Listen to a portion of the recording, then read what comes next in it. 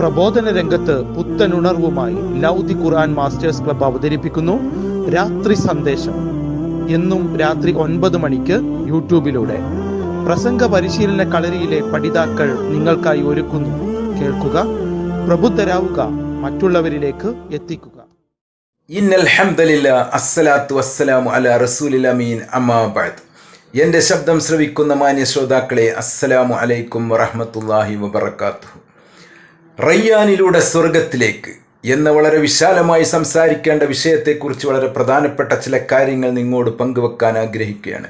അള്ളാഹു അനുഗ്രഹിക്കട്ടെ.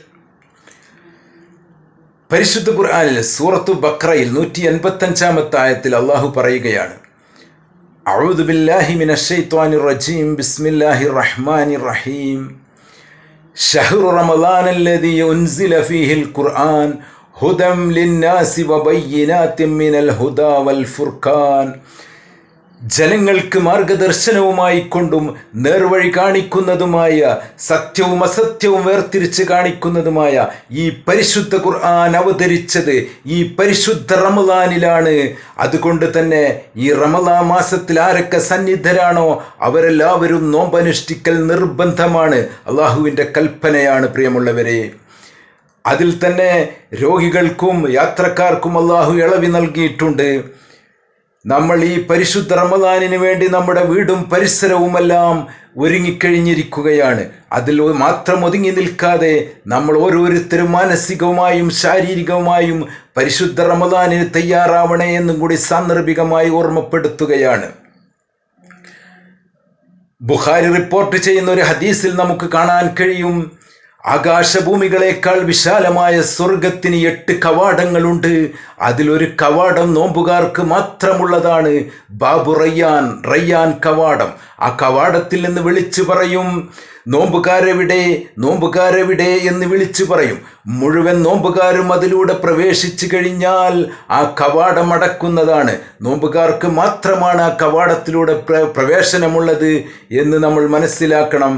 പ്രവാചകൻ സല്ലല്ലാഹു അലൈഹി വസല്ലം നമ്മളോട് ഓർമ്മപ്പെടുത്തുകയാണ്. മറ്റൊരു ഹദീസിൽ നോമ്പിൻ്റെ പ്രത്യേകതയായി പ്രവാചകൻ സല്ലല്ലാഹു അലൈഹി വസല്ലമ പറയുകയാണ്.